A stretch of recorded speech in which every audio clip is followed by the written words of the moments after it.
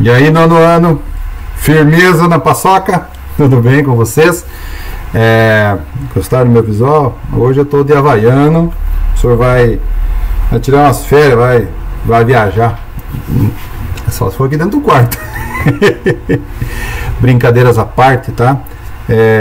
Continuando a nossa matéria de história, nós estávamos falando que naquele momento que o governo se tornou constitucional, né, quando Getúlio Vargas então cria a Constituição tão almejada por todos para que fosse legalizado esse governo, né, vai surgir movimentos que não eram muito a favor a ele, tá?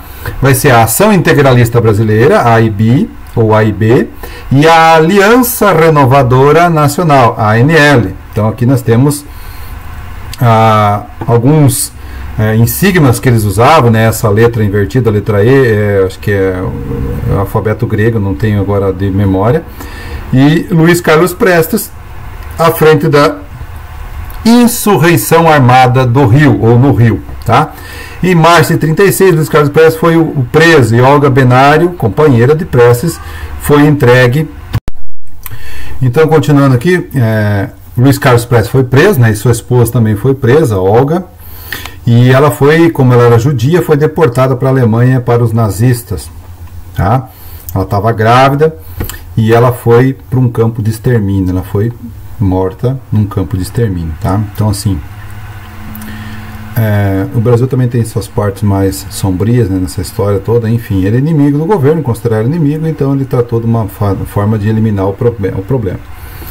Em 1932 foi criada então aquela primeira que eu falei, né, a Ação Integralista Brasileira, que se expandiu para o Brasil inteiro muito rápido, tá? Plínio Salgado, líder integralista, nutria uma grande admiração pelo fascismo da Itália, de Benito Mussolini, aquele que era muito falador, falava pelas mãos, falava pela boca, falava pelos cotovelos. Os integralistas defendiam um Estado autoritário de extrema direita, combatiam o liberalismo e o socialismo. Então, socialismo aqui, nix faz tem, nem pensar.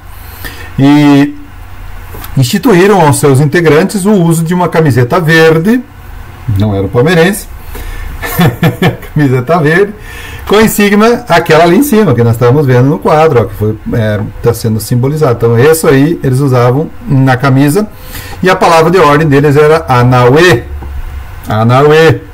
Tá? Então, era uma forma deles se expressar.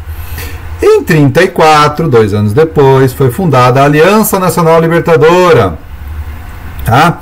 A ANL, cuja crescimento nos primeiros meses foi expressivo. Em julho de 1934 já contava com cerca de 400 mil membros. O presidente de honra era Luiz Carlos Prestes. Esse aqui que foi preso e sua esposa foi deportada. Para Vargas, as organizações dos grupos de esquerda representavam uma ameaça em seu governo capitalista. Capitalista liberal. Liberdade de economia, crescimento, aquela questão toda sem interferência do Estado na economia. Buscando acabar com a oposição, declarou a ilegalidade da ANL, proibindo seu funcionamento. A ANL não podia existir. Membros radicais do partido iniciaram uma rebelião armada contra o governo de Vargas, que ficou conhecida como Intentona Comunista. Em poucas horas ela foi reprimida pelo governo e seus principais representantes foram presos. Aqui está o momento que prenderam então Carlos Prestes, tá? Então ela foi desativada. A respeito da Ação Integralista Brasileira, a AIB, e da Aliança Nacional Libertadora, analise a afirmação a seguir e marque V para a verdadeira. Então aqui está trazendo já a sequência. A expressão AIB continha com seu programa político muitas semelhanças com o fascismo italiano de extrema direita. Sim. A ANL, de linha socialista, era aliada de Getúlio Vargas. Não, era inimigo. Então, falso. A AIB tinha programa político mais voltado para o interesse de Vargas, principalmente para o de respeito aos anticomunistas. Sim, tá? Lembrando, isso aqui é do lado do Vargas e essa aqui é do lado oposto a Vargas. Oposição, situação. A Intentona Comunista foi um movimento promovido por 35 pelos integrantes da ANL, com o objetivo de depor Vargas. Sim, verdadeiro. Plínio Salgado e Luiz Carlos Prestes, apesar de integrarem movimentos diferentes, desejavam a manutenção de Getúlio Vargas no poder. Sim, ambos queriam manter o Getúlio Vargas no poder, mas eles eram contrários à questão do socialismo, enfim, dessa questão toda aí. Ok? Bom, a Intentona Comunista, no entanto, acabou beneficiando Getúlio Vargas, pois deu a ele pretexto para decretar um estado de sítio.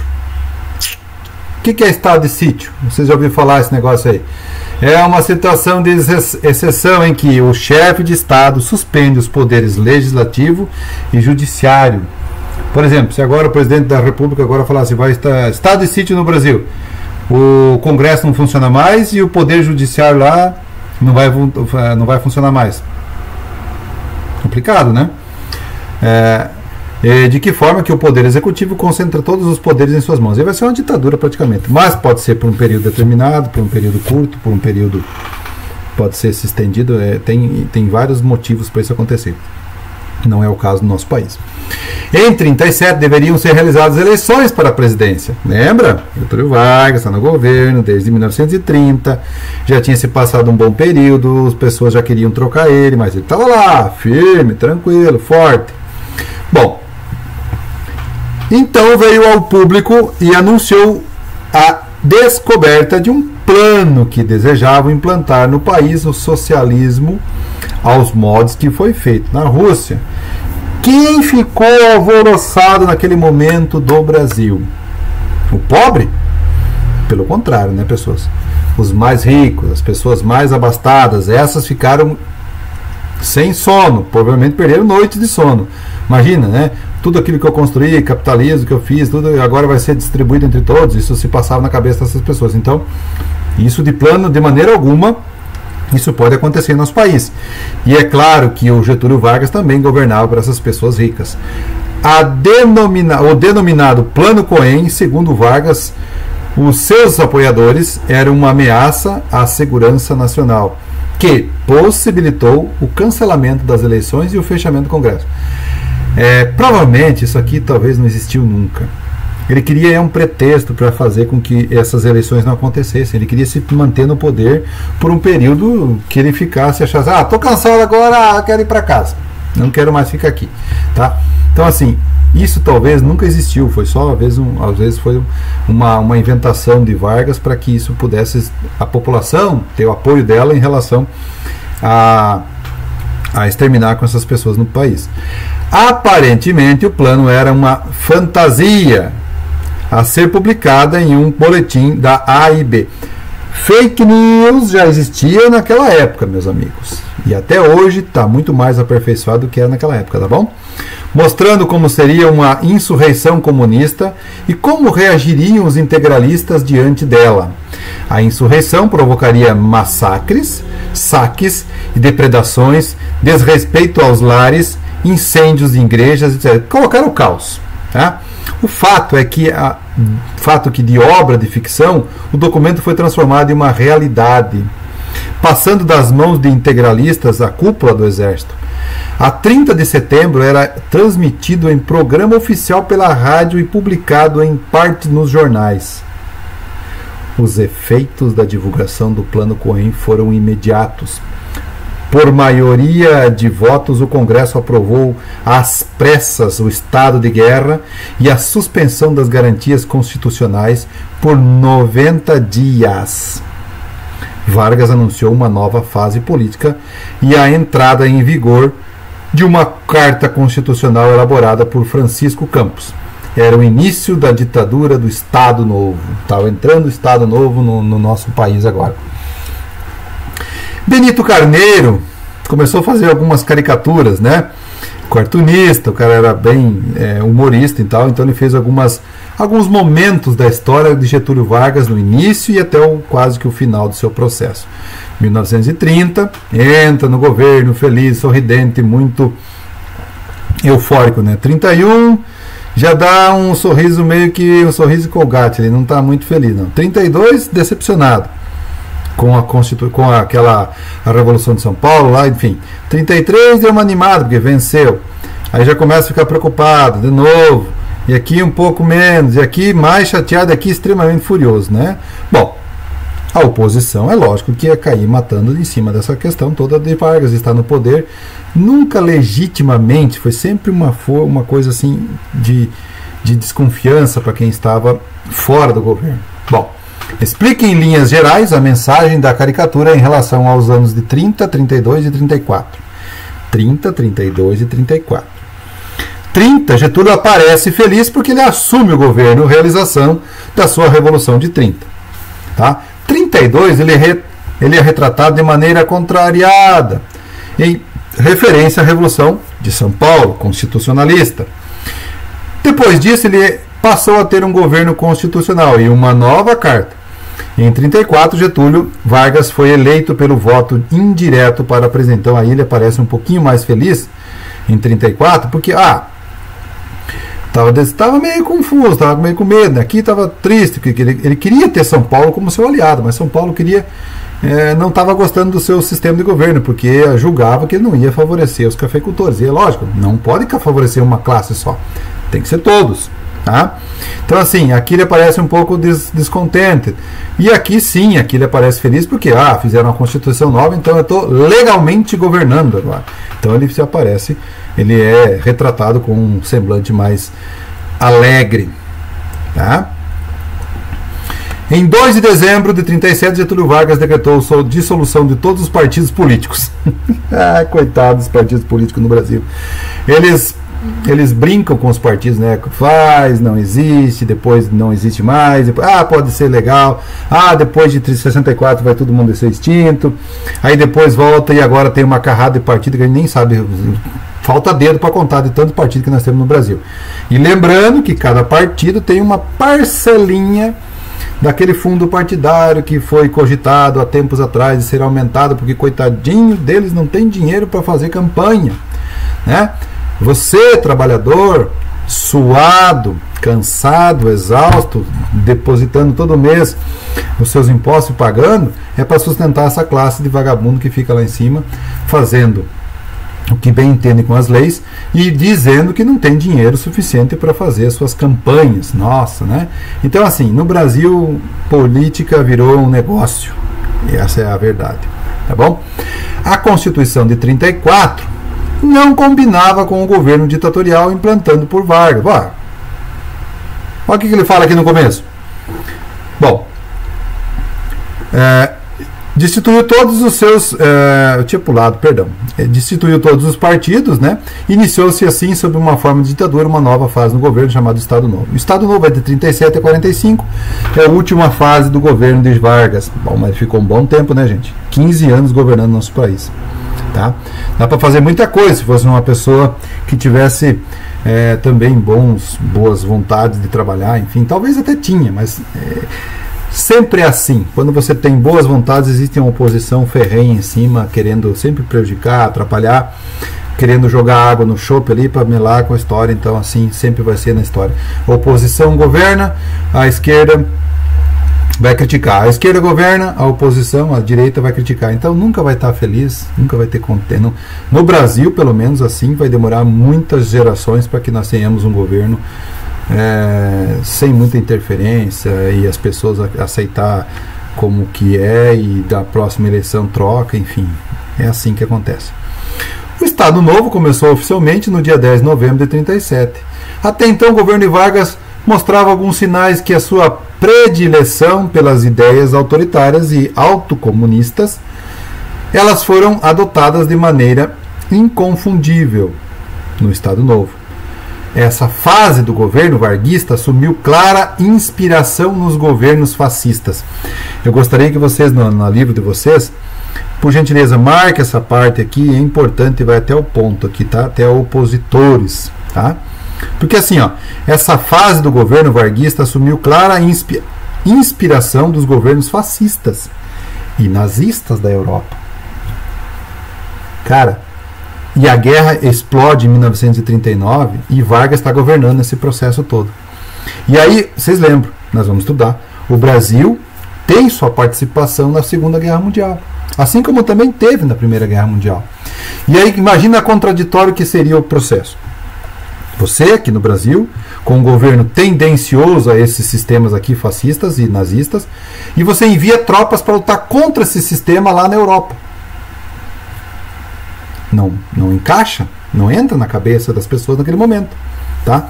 Poxa, o Brasil teria que estar lutando então do lado dos italianos, do lado dos alemães, se fosse o caso que mas tinha um vizinho bem perto de nós aqui que estava quase que cutucando no Brasil, se ele tentasse reagir de certa forma. Então, os Estados Unidos da América também pressionava o Brasil para que ele participasse do lado dos aliados, do lado das pessoas lá da França, da Itália, da Inglaterra.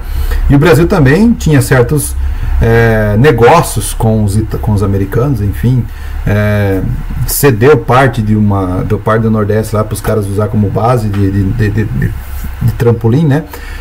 Os navios vinham até ali, reabasteciam e arrumavam todos os seus processos e depois ia para a Europa para combater. A Constituição de 34 não combinava com o governo ditatorial implantado por Vargas. Foi então necessário elaborar uma nova Carta Constitucional. Oh, meu Deus do céu! Estão contando quanto já deu? Vamos contar pela primeira. Quando que foi? Dom Pedro I, 1824, primeira Constituição. Aí depois 1889, depois 1930, depois 1932, e depois 1930, e agora 37. E vai fazer mais. Vai faltar dedo quase para nossas constituições. Então, assim, o Brasil, na época, cada um ou criava uma constituição aos modos que era interesse de cada governo. Infelizmente era assim. Tá?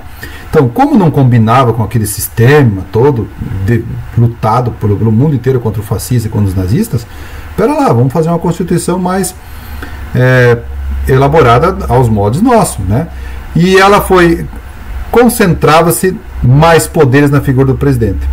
A Constituição de 37 foi outorgada, ou seja, elaborada sem representantes da população. Quando a palavra vem outorgada, é que a população nem sequer sabia o que estava acontecendo. E nós temos que lembrar que naquele momento do Brasil, quanta gente ignorante no nosso país. Ignorante no sentido de não conhecer as coisas, né? Quando você não tem, eu, por exemplo, sou professor, ignorante em física, em química, em biologia, mal alguma coisinha, professor, sabe? Então eu sou ignorante nesse conhecimento. As pessoas eram ignorantes em conhecer as leis, e muito ainda é hoje. Tá? Uma parcela bem pequena da população é mais filtrada, recebe tanta mensagem dia após dia, né? Isso é fake, isso não procede, isso não pode. E tem gente que não sabe de nada e vai triplicando e vai passando para os outros, vai passar apatia no grupo, não sei o que, e vai indo, vai voando as mensagens. Então, assim, ainda nós precisamos de uma população que estude mais, que se dedique mais aos estudos, que entenda mais a lei, que saiba mais as leis, porque a gente é enganado todo santo dia por esses políticos que são já craques, né, que vem de berço essa história toda de ser político, né, virou negócio, como o professor tinha falado recém antes, ok? E ela foi feita aos moldes de uma constituição lá da Polônia, e ela ficou chamada de polaca. Não era uma polaca linda e maravilhosa, não. Polaca em homenagem à Constituição polonesa. Tá? Essa nova Constituição previa punições. Vamos punir. Quem falar ruim, vamos punir.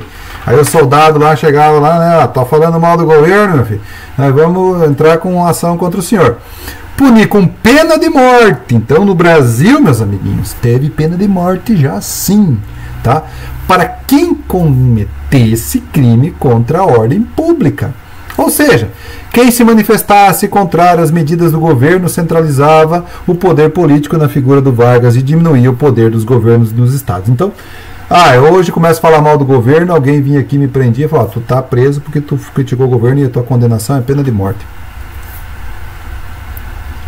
Não dá, né? Então hoje nós temos uma questão muito bacana que é a democracia. Você pode falar, claro, desde que você seja responsável pelos teus atos, né? Você pode falar mal de alguém desde que você possa provar também. Enfim, Pena de morte foi instituída. Aí você coloca mais medo nas pessoas para elas se retrair. Mas eu não vou falar mal do governo, não. Ih, vai que... Tá sabendo? Eles vão matar quem fala mal do governo. Fica esperto. O novo texto constitucional criou o regime de sindicato único, segundo o qual poderia existir apenas um sindicato de classe por região. E esse deveria ser reconhecido pelo governo. Se não fosse reconhecido, podia ser extinto. Não adiantava. Tá?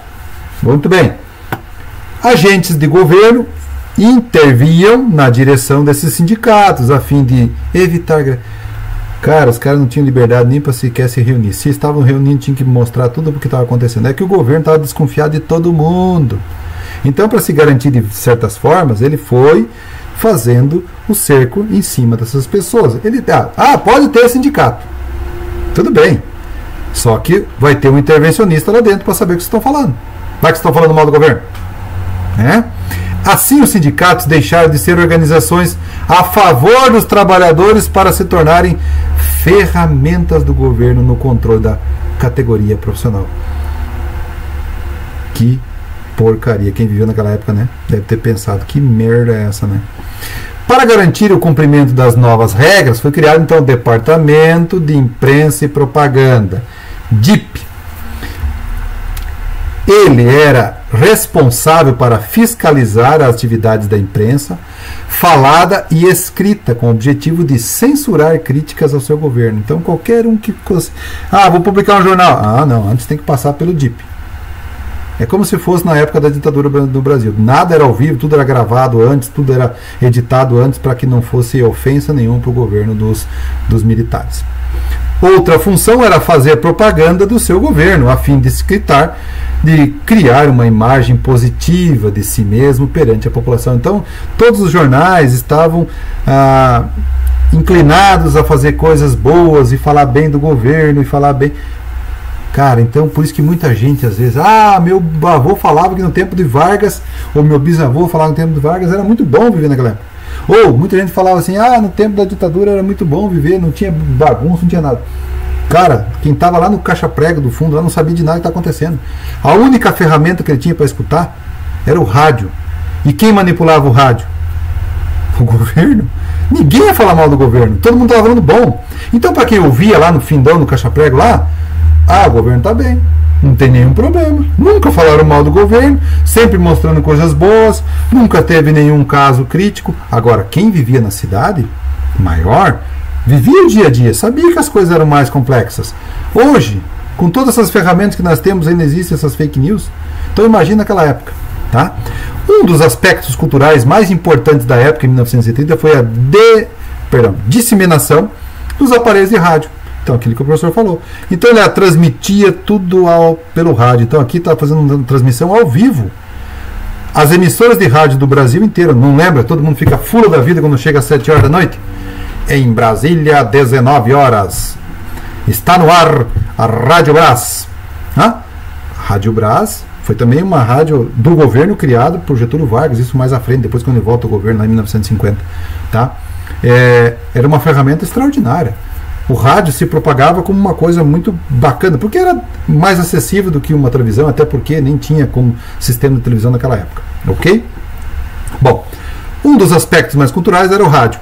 Tratava-se de uma forma cada vez mais popular e as pessoas buscarem informações e entretenimento. Escutar os caipiras cantando, escutar o funk do Rio de Janeiro, né? Soca, soca, soca, soca. Como diz o Gaudense, vai lá com que suco. Tanto que as décadas seguintes, de 1940 e 50, foram uma época de ouro desse meio de comunicação, consagrado nomes de diferentes artistas, cantores, as radionovelas, perdão. Então, assim, o rádio, quase todas as casas, ou maioria, tinha acesso a uma ferramenta dessa. Tá?